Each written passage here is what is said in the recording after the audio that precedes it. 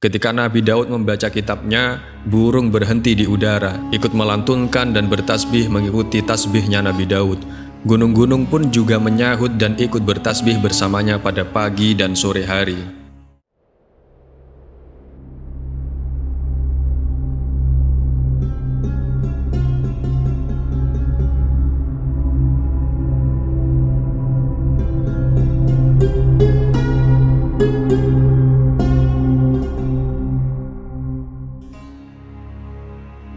Assalamualaikum warahmatullahi wabarakatuh. Alhamdulillahirrabbilalamin. Wassalatu wassalamu ala asyrafil anbiya'i wal mursalin wa ala alihi wa sahbihi ajma'in, amma ba'du. Sahabat muslim yang dirahmati Allah subhanahu wa ta'ala, Nabi Daud atau Nabi David dalam bahasa Inggris adalah salah satu nabi yang disebutkan dalam Al-Quran. Kisah Nabi Daud alaihissalam wajib diteladani dan diketahui oleh semua umat muslim yang ada di dunia. Perlu diketahui juga bahwa Nabi Daud merupakan keturunan ke-12 dari Nabi Ibrahim dan juga termasuk ke dalam 12 nabi yang wajib diketahui dan dipercayai oleh umat Islam. Nabi Daud merupakan salah satu utusan Allah Subhanahu wa Ta'ala yang berasal dari Bani Israel. Beliau dikenal sebagai sosok yang mempunyai suara merdu, dan saking merdunya, ketika ia melantunkan kitab Zabur dan berzikir, burung-burung serta gunung-gunung turut berzikir bersamanya. Pada kesempatan kali ini kita akan jauh membahas tentang Nabi Daud mengikuti alur Al-Quran dan hadis seperti yang disebutkan oleh para ulama. Karena mengetahui kisah Nabi dan Rasul adalah sebuah bentuk iman kepada utusan Allah Subhanahu wa Ta'ala. Mari kita mulai pembahasan hari ini dengan membaca Bismillahirrahmanirrahim. Sebelum kita memulai kisahnya, alangkah baiknya kita mengetahui nama dan nasabnya. Ia adalah Daud bin Aisyah bin Uwaid bin Abir bin Salmun bin Nakhshun bin Uwainab bin Irm bin Hasrun bin Faris Yahuda bin Ya'qub bin Ishaq bin Ibrahim al-Khalil Abdullah wa nabiyuhu wa khalifatuhu fi ardi Baitil Muqaddas. Nabi Daud alaihissalam merupakan keturunan ke-12 dari Nabi Ibrahim alaihissalam. Nabi Daud alaihissalam dilahirkan dari rahim Siti Saroh, istri Nabi Ibrahim alaihissalam. Nabi Daud memiliki ciri khas seperti yang disampaikan oleh Muhammad bin Ishaq yang meriwayatkan dari sebagian ahlul ilmi dari Wahab bin Munabbih. Beliau mengatakan bahwa Nabi Daud itu bertubuh pendek, bermata biru, sedikit bulunya alias tidak lebat, memiliki hati yang suci dan bersih. Seperti yang telah dikisahkan dalam pembahasan sebelumnya bahwa Nabi Daud adalah sosok yang membunuh Raja Jalut, raja berperawakan raksasa dari dinasti Nebukadnezar. Pembunuhan ini menurut penuturan Ibnu Asakir terjadi di dekat istana Ummu Hakim, di dekat Maroj Safar, sebuah wilayah yang berada di bagian selatan Damaskus. Setelah peperangan itu, Nabi Daud meraih simpati kaum Bani Israel. Mereka mendukungnya untuk menjadi raja, sebab memang sebelumnya Tolut sudah berjanji siapa yang bisa mengalahkan Jalut, dia akan dinikahkan dengan putrinya dan disertakan dalam kekuasaannya. Pada akhirnya Tolut menyerahkan kekuasaannya kepada Nabi Daud, sehingga Allah menyatukan kekuasaan dan kenabian untuk Nabi Daud, menyatukan kebaikan dunia dan akhirat. Sebelumnya kekuasaan ada di garis keturunan Sibti, sementara kenabian ada di garis keturunan yang lain, yakni Lewi. Akhirnya keduanya menyatu pada sosok Nabi Daud ini. Ini seperti yang difirmankan Allah Subhanahu wa Ta'ala dalam surat Al-Baqarah ayat 251 yang berbunyi Bismillahirrahmanirrahim. Wa qatala Dawudu Jaluta wa atahu Allahul mulka wal hikmata wa 'allamahu mimma yasha' walaula daf'ullahin nasa ba'dahum bi ba'dil la fasadatil ardu walakinallaha dzu fadlin 'alal 'alamin. Dan Daud membunuh Jalut, kemudian Allah memberinya kerajaan dan hikmah dan mengajarinya apa yang dia kehendaki. Dan kalau Allah tidak melindungi sebagian manusia dengan sebagian yang lain, niscaya rusaklah bumi ini. Tetapi Allah mempunyai karunia yang dilimpahkannya atas seluruh alam. Al-Baqarah 251. Andai Allah tidak mengangkat raja-raja sebagai penguasa untuk memimpin rakyat, tentu yang kuat di antara mereka memakan yang lemah. Karena itu dalam sebagian athar, yakni dawuhnya para sahabat, disebutkan Sultan adalah naungan Allah di muka buminya.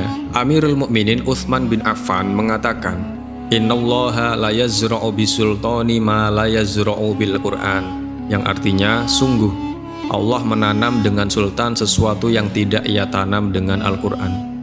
Imam Ibnu Jarir menyebutkan dalam kitab At-Tarikh, ketika berhadapan dengan Talut, Jalut menantangnya untuk berduel.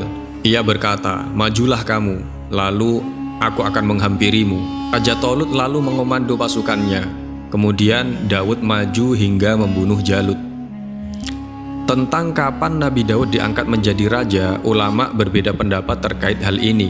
Menurut Syekh Wahab bin Munabbih, beliau mengatakan, ketika itu orang-orang lebih bersimpati kepada Daud, hingga Talut tidak lagi punya nama.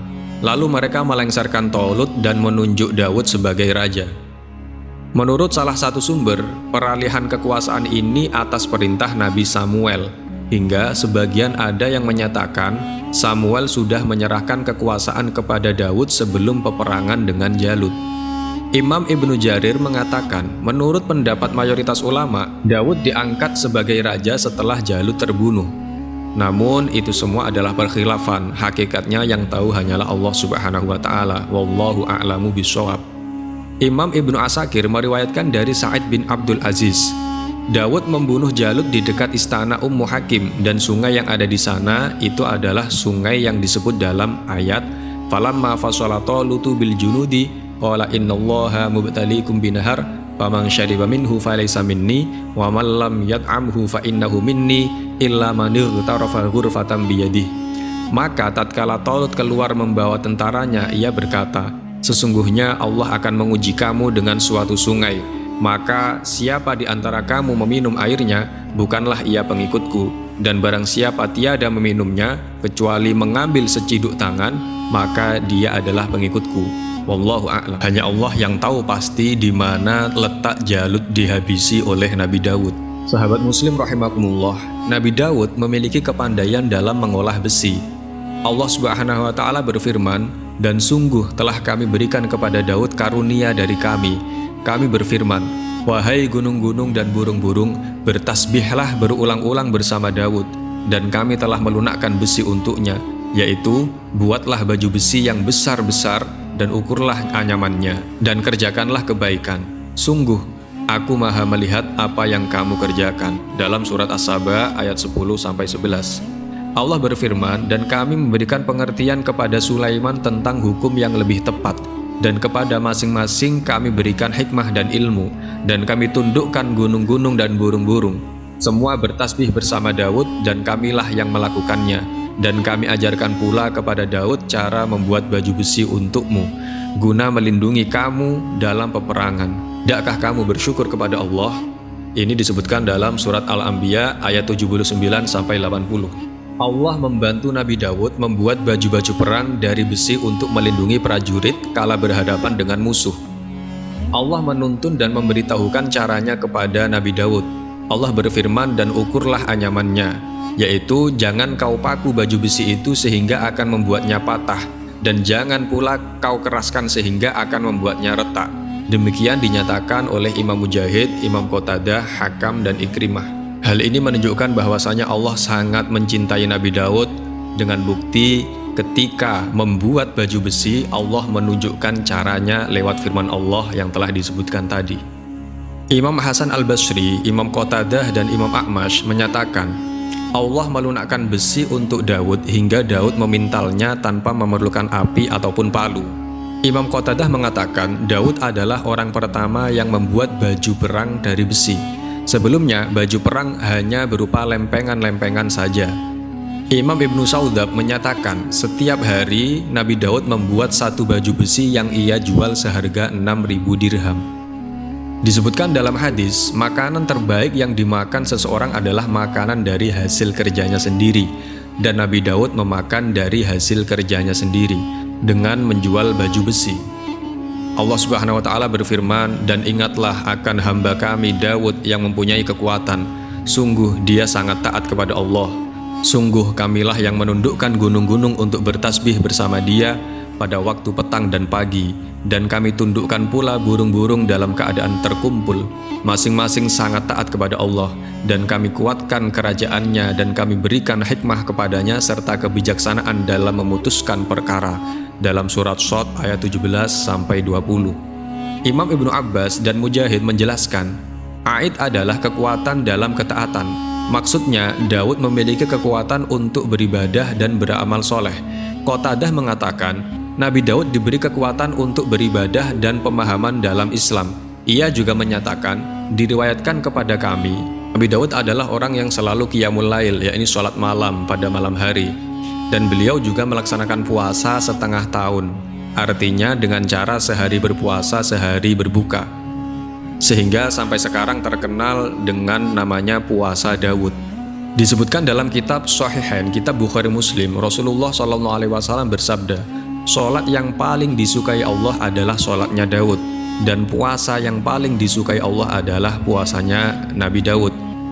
Nabi Daud itu tidur sampai separuh malam, kemudian qiyamul lail, bangun di malam hari di sepertiganya, lalu tidur lagi di seperenamnya.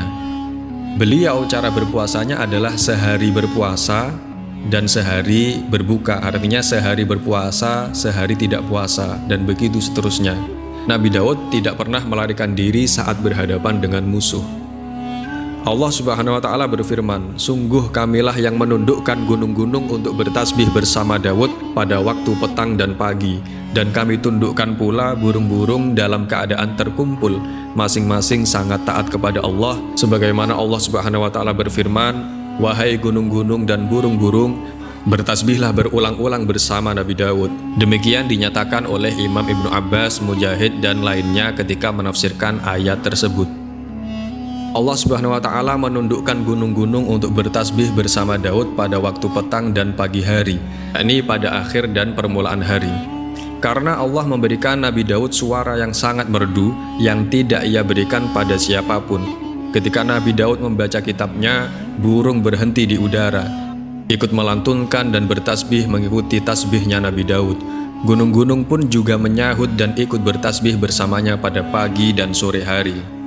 Tentang keindahan suara Nabi Daud, Imam Auza'i menuturkan, Abdullah bin Amir bercerita kepadaku, ia berkata, Nabi Daud diberi suara paling merdu yang tidak diberikan pada siapapun, bahkan burung dan binatang-binatang liar berhenti di sekitarnya, hingga mati kehausan dan kelaparan, dan bahkan sungai pun berhenti mengalir. Syekh Wahab bin Munabbih mengatakan, siapapun yang mendengar suaranya pasti meloncat-loncat seperti menari. Ia membaca kitab Zabur dengan suara merdu yang belum pernah terdengar telinga siapapun dan apapun. Bahkan jin, manusia, burung, dan hewan berhenti ketika mendengar suaranya, hingga sebagian ada yang mati kelaparan.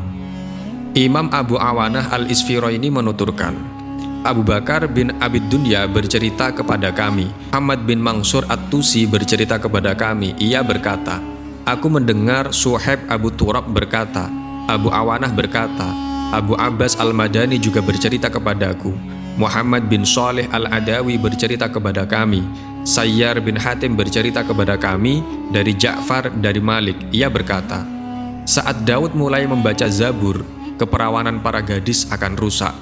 Namun riwayat ini dianggap riwayat yang gharib, artinya riwayat yang aneh. Imam Abdur Razzaq meriwayatkan dari Ibnu Juraj, aku bertanya kepada Atok tentang bacaan berirama. Ia menjawab, memangnya kenapa? Aku pernah mendengar Ubaid bin Umar berkata, Daud pernah mengambil rebana lalu ia tabuh. Kemudian ia membaca Zabur dengan tabuhan rebana, hingga suaranya menggema dengan maksud agar ia bisa menangis. Imam Ahmad menuturkan, Imam Abdur Razzaq bercerita kepada kami, Ma'mar bercerita kepada kami dari Az-Zuhri, dari Urwah, dari Aisyah, ia berkata, Rasulullah SAW mendengar suara Abu Musa Al-Ash'ari tengah membaca Al-Quran. Lalu beliau bersabda, sungguh Abu Musa diberi sebagian suara merdu keluarga Nabi Daud. Dalam riwayat yang lain, dari Abu Uthman An-Nahdi, ia berkata, aku pernah mendengar suara gambus dan seruling, namun belum pernah aku mendengar suara yang lebih merdu dari suara Abu Musa Al-Ash'ari. Artinya dari riwayat-riwayat tentang Abu Musa Al-Ash'ari ini menerangkan bahwasanya di zaman Nabi Muhammad SAW ada sahabat yang suaranya merdu seperti suara merdunya Nabi Daud, yakni Abu Musa Al-Ash'ari. Selain memiliki suara yang merdu, Nabi Daud juga bisa membaca kitab Zabur dengan suara cepat. Seperti yang diriwayatkan dari Abu Hurairah, ia berkata, Rasulullah SAW bersabda, Daud membaca Zabur dengan cepat. Ketika ia menyuruh agar hewan tunggangannya diberi pelana, ia sudah menyelesaikan bacaan Zabur sebelum pelana usai dipasang. Dan ia adalah orang yang memakan dari hasil pekerjaan kedua tangannya sendiri. Imam Ibnu Asakir juga menyebutkan riwayat lain yang lebih tepatnya disebut sebagai riwayat yang mahfud, yakni riwayat yang terjaga. Nabi Daud adalah seorang raja yang memiliki banyak pengikut. Ia membaca kitab Zabur dengan durasi seukuran lama pelana dipasangkan di atas hewan tunggangan. Bacaan ini tentu saja sangat cepat. Namun bukan hanya cepat, tapi juga disertai renungan dan lantunan secara khusyuk. Allah Subhanahu wa Ta'ala berfirman dalam surat An-Nisa ayat 163 yang berbunyi, "Dan kami berikan Zabur kepada Daud."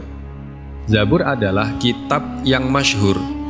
Dalam kitab tafsir, Imam Ibnu Katsir menyebutkan sebuah hadis yang diriwayatkan oleh Imam Ahmad dan imam yang lain bahwa kitab Zabur diturunkan pada bulan Ramadan. Di dalamnya terdapat nasihat-nasihat dan hikmah-hikmah yang familiar bagi yang membacanya. Nabi Daud merupakan nabi yang dianugerahi kerajaan dan keputusan yang bijaksana. Firman Allah Subhanahu wa Ta'ala yang berbunyi, "Dan kami kuatkan kerajaannya dan kami berikan hikmah kepadanya serta kebijaksanaan dalam memutuskan perkara." Artinya, Allah memberinya kerajaan besar dan kebijaksanaan dalam memutuskan perkara. Imam Ibnu Jarir dan Ibnu Abi Hatim meriwayatkan dari Ibnu Abbas, ada dua orang yang mengajukan perkara di hadapan Daud terkait seekor sapi betina. Salah satu di antara keduanya mengaku bahwa yang satunya lagi merampas sapi tersebut. Namun pihak yang tertuduh mengingkari hal itu. Nabi Daud menunda putusan perkara hingga malam hari. Pada malam harinya, Allah mewahyukan agar si penuduh dibunuh. Pada pagi harinya, Daud berkata padanya, "Allah mewahyukan padaku untuk membunuhmu." Lalu Nabi Daud berkata kepada si penuduh, "Kenapa kamu menuduh seperti itu?" Lalu ia menjawab, "Demi Allah, wahai Nabi Allah, tuduhanku itu benar. Hanya saja aku pernah membunuh ayah orang itu sebelum kejadian ini."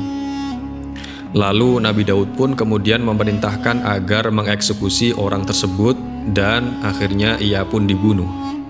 Nama Nabi Daud kian disegani di tengah-tengah Bani Israel. Mereka tunduk dan patuh padanya.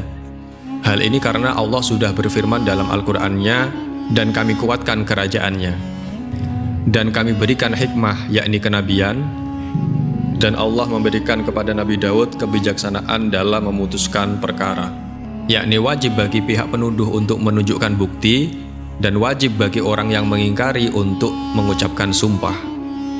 Beliau juga tepat dalam memutuskan perkara dan memahaminya dengan baik. Syekh Wahab bin Munabbih menuturkan, ketika kejahatan dan kesaksian-kesaksian palsu merebak di kalangan Bani Israel, Daud diberi rantai untuk memutuskan perkara. Rantai ini terbuat dari emas, ia terbentang dari langit hingga ke Sokhrah Baitul Maqdis. Ketika ada dua orang yang berperkara, lalu siapa yang benar di antara keduanya, ia bisa meraih rantai tersebut, sementara yang salah tidak bisa meraihnya.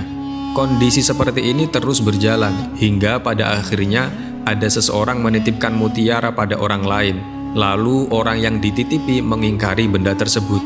Ia yang dititipi kemudian mengambil tongkat lalu menyelipkan mutiara tersebut di dalam tongkatnya. Saat keduanya menghampiri Sokhrah, pihak yang menuduh bisa meraih rantai tersebut. Kemudian ketika dikatakan pada pihak yang satunya lagi, "Ambil tongkat itu dengan tanganmu," ia kemudian menghampiri dan mengambil tongkat tersebut. Lalu ia berikan kepada orang yang menuduh, dan mutiara miliknya ada di dalam tongkat tersebut.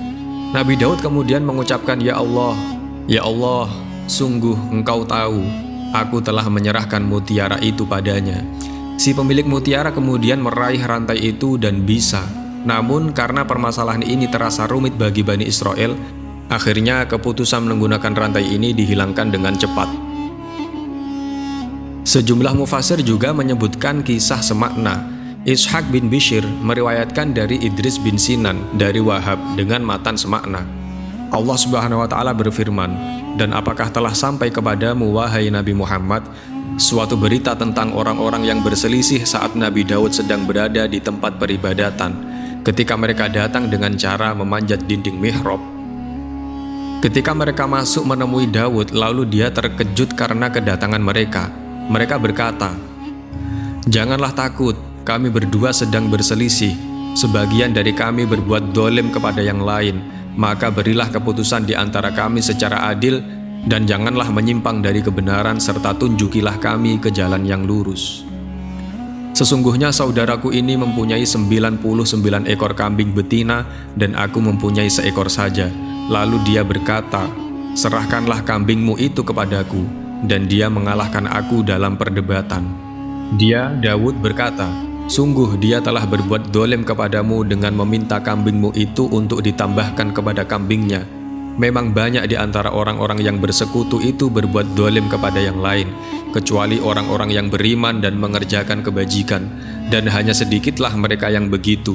Dan Daud menduga bahwa kami mengujinya. Maka dia memohon ampunan kepada Tuhannya, lalu menyungkur sujud dan bertobat.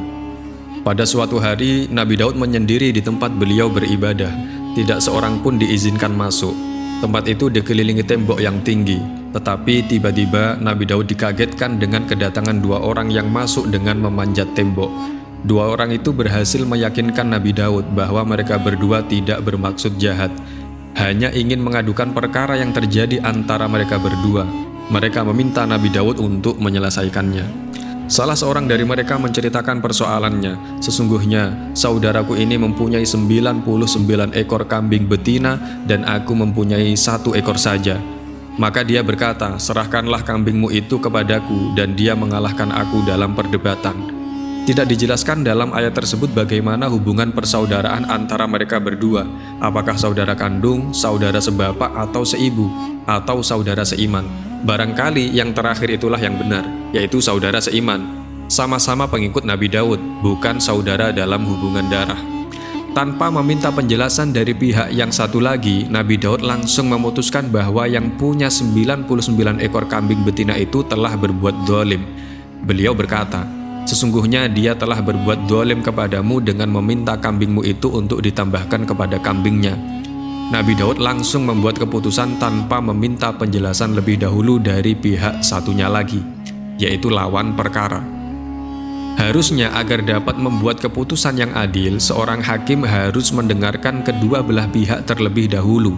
Barangkali yang punya 99 ekor kambing betina itu punya alasan sendiri kenapa dia meminta kambing saudaranya yang 1 ekor itu digabungkan kepada kambingnya yang sudah berjumlah 99 ekor.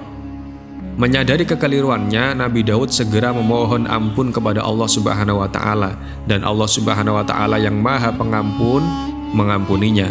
Nabi Daud sadar bahwa dia sedang diuji oleh Allah Subhanahu wa Ta'ala.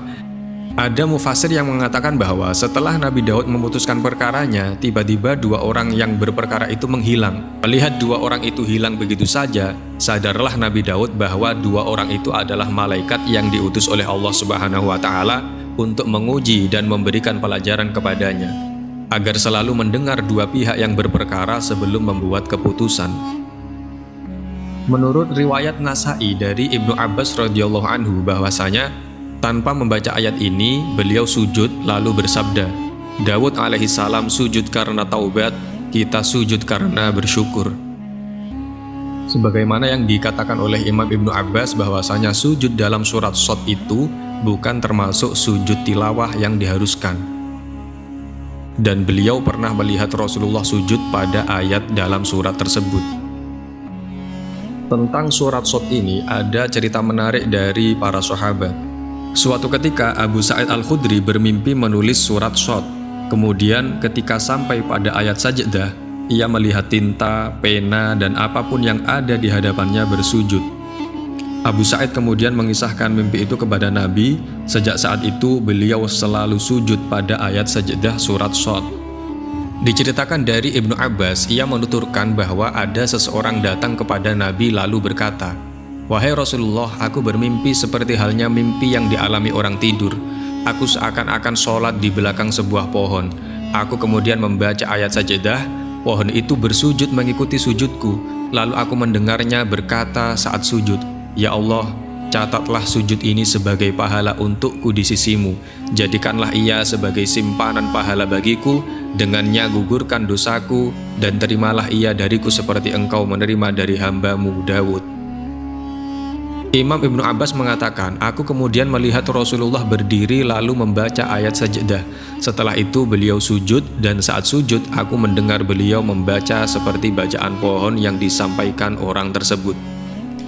Imam Malik bin Dinar berkata terkait firman Allah yang berbunyi, lalu kami mengampuni kesalahannya itu, dan sungguh dia mempunyai kedudukan yang benar-benar dekat di sisi kami dan tempat kembali yang baik.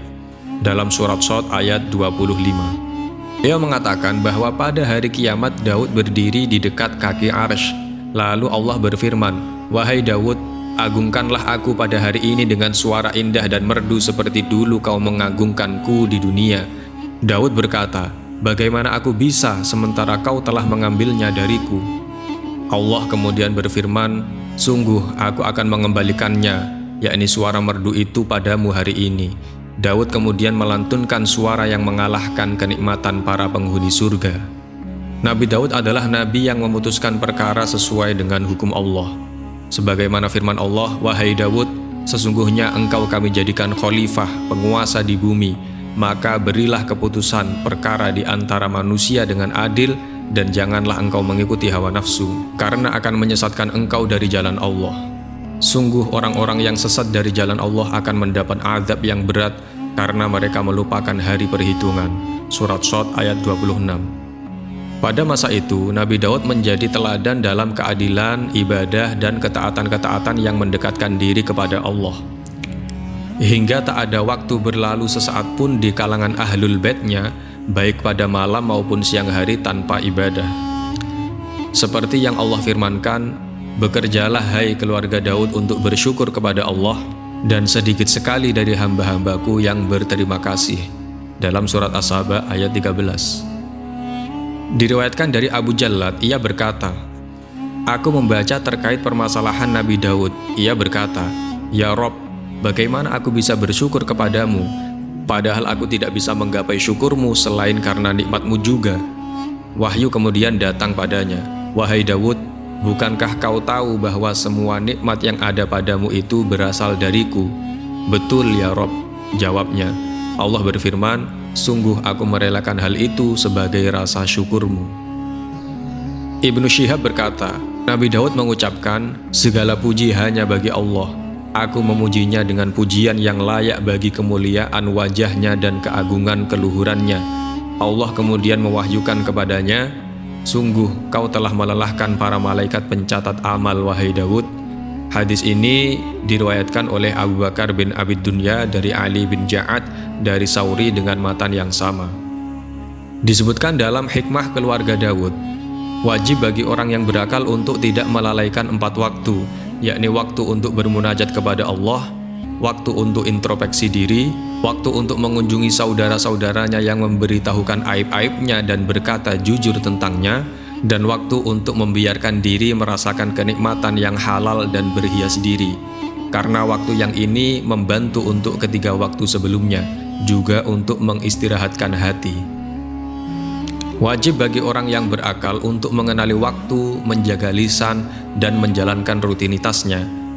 Adalah wajib bagi orang yang berakal untuk tidak beranjak pergi selain untuk satu di antara 3 keperluan, yakni mencari bekal untuk akhirat, mencari penghidupan, dan mencari kenikmatan yang tidak diharamkan.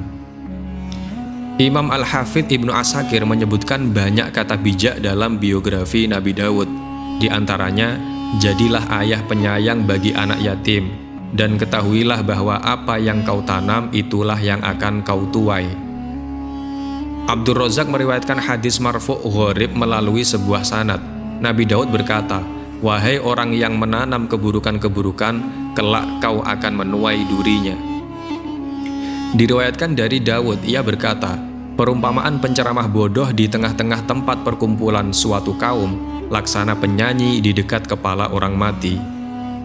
Ia juga berkata, alangkah buruknya miskin setelah kaya, dan lebih buruk lagi tersesat setelah mendapat petunjuk. Ia berkata, perhatikan apa yang tidak kau suka darimu untuk disebut-sebut di tempat perkumpulan suatu kaum. Selanjutnya jangan kau lakukan itu saat kau menyepi seorang diri. Nabi Daud berkata, "Jangan menjanjikan sesuatu pada saudaramu yang tidak bisa kau penuhi, karena itu merupakan permusuhan antara dirimu dengannya." Muhammad bin Umar Al-Waqidi menceritakan, ketika mengetahui Rasulullah memiliki banyak istri, orang-orang Yahudi berkomentar, "Lihatlah orang itu yang tidak pernah kenyang makan. Demi Allah, ia tidak punya pikiran apapun selain wanita." Mereka iri dan mencela beliau karena hal itu. Mereka berkata, andaikan dia seorang nabi, tentu tidak punya hasrat terhadap wanita. Orang yang paling bermulut pedas di antara orang-orang Yahudi itu adalah bernama Huyai bin Akhtab. Allah kemudian mendustakan mereka lalu memberitahukan kepada mereka tentang karunia yang ia berikan kepada Nabi Muhammad SAW. Allah berfirman, "Ataukah mereka dengki kepada manusia lantaran karunia yang Allah berikan kepadanya?" Dalam surat An-Nisa ayat 54. Yang dimaksud manusia di sini adalah Rasulullah. Sesungguhnya kami telah memberikan kitab dan hikmah kepada keluarga Ibrahim, dan kami telah memberikan kepadanya kerajaan yang besar. Dalam surat An-Nisa ayat 54.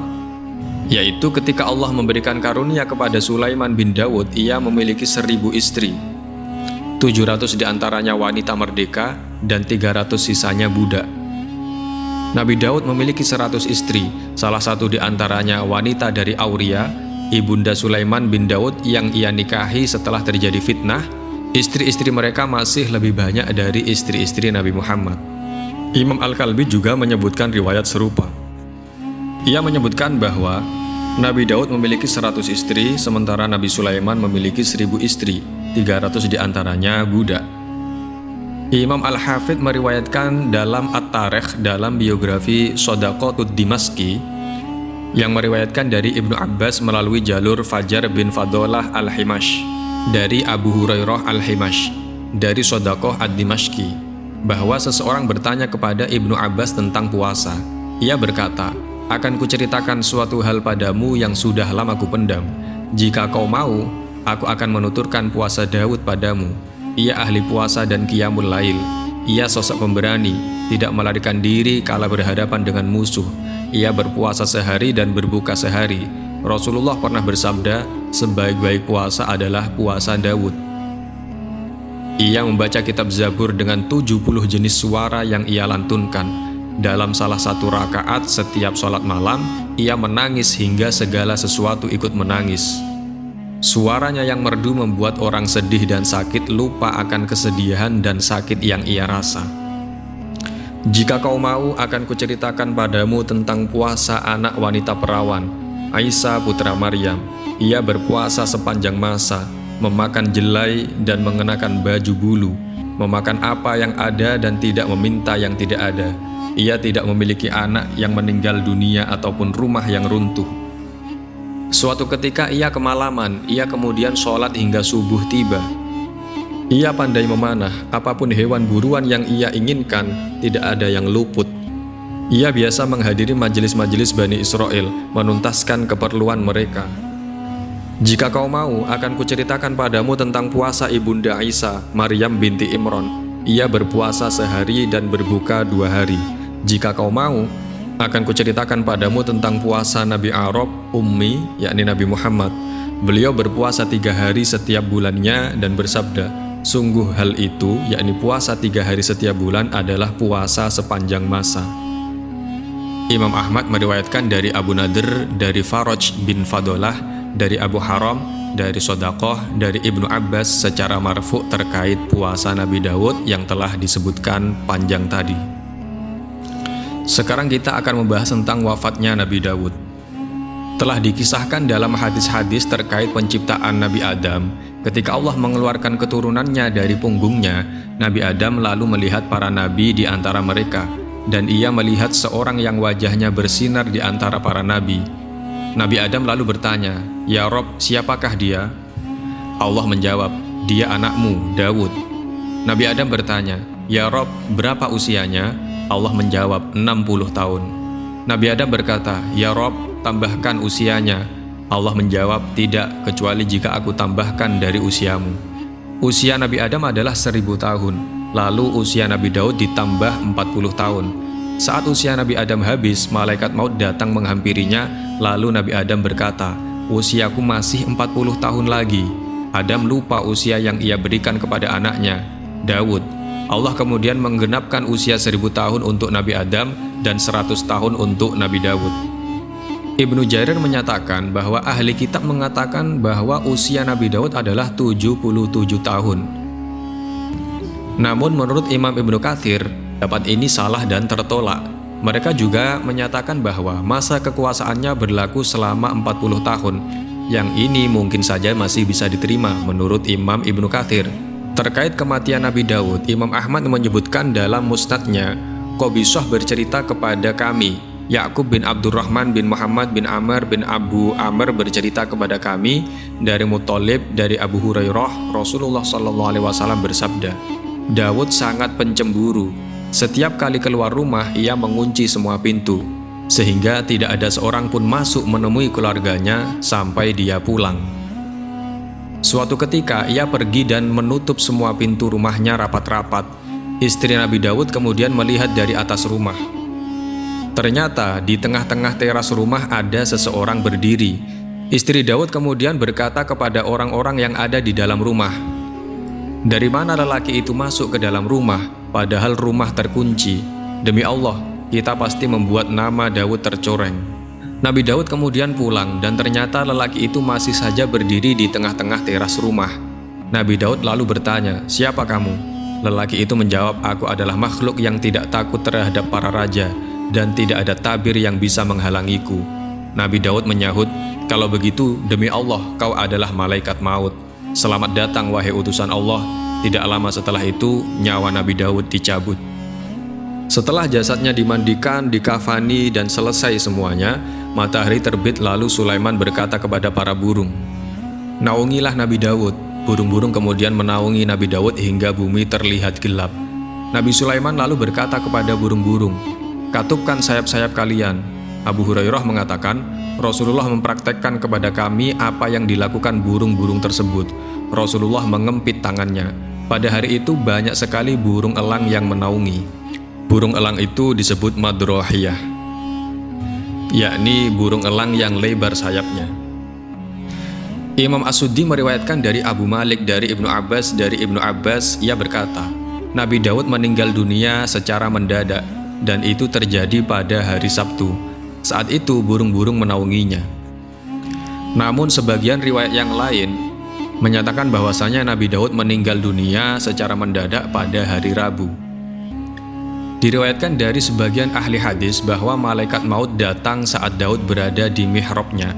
Lalu Nabi Daud berkata padanya, "Biarkan aku turun atau naik." Malaikat maut berkata, "Wahai Nabi Allah, tahun, bulan, jejak, dan rezekimu sudah habis." Nabi Daud kemudian tersungkur sujud di atas salah satu tangga mihrab itu, lalu malaikat maut mencabut nyawanya saat ia sujud. Syekh Wahab bin Munabbih menuturkan bahwa orang-orang menghadiri jenazah Nabi Daud. Mereka duduk di bawah panas sinar matahari di hari yang amat terik. Pada hari itu jenazahnya diantar 40.000 rahib dengan mengenakan baju panjang dengan penutup kepala. Belum termasuk yang lainnya. Bani Israel belum pernah sedih ditinggal mati seorang pun setelah Musa dan Harun melebihi ditinggalnya Nabi Daud. Mereka sangat terganggu oleh terik sinar matahari. Mereka lalu memanggil Sulaiman agar membuatkan naungan agar tidak terkena sengatan sinar matahari yang amat terik. Nabi Sulaiman kemudian keluar lalu memanggil burung-burung. Burung-burung datang lalu Sulaiman memerintahkan agar saling berbaris satu sama lain dari segenap penjuru hingga hembusan angin terhalang. Orang-orang saat itu hampir saja mati karena pengap. Mereka kemudian menyampaikan hal itu kepada Nabi Sulaiman. Nabi Sulaiman kemudian keluar lalu memanggil burung-burung agar menaungi orang-orang dari sisi matahari berada dan menjauh dari arah angin berhembus. Burung-burung menjalankan perintah Nabi Sulaiman hingga orang-orang berada dalam naungan dan angin berhembus menerpa mereka. Itulah kekuasaan pertama Sulaiman yang mereka saksikan. Alhamdulillahirrahmanirrahim, demikianlah kisah Nabi Daud berdasarkan ayat-ayat Al-Quran dan juga riwayat-riwayat hadis. Berikut komentar para ulama. Semoga kita bisa mengambil beberapa pelajaran dari kisah Nabi Daud, seperti pentingnya mengakui kesalahan dan memohon ampun ketika melakukan dosa. Semua ini mengajarkan kita untuk hidup dengan bijak dan bertanggung jawab dalam kehidupan kita sehari-hari. Demikian dari kami, apabila banyak kesalahan, mohon maaf yang sebesar-besarnya. Al-haqqu min rabbika fala takunanna minal mumtarin. Wassalamualaikum warahmatullahi wabarakatuh.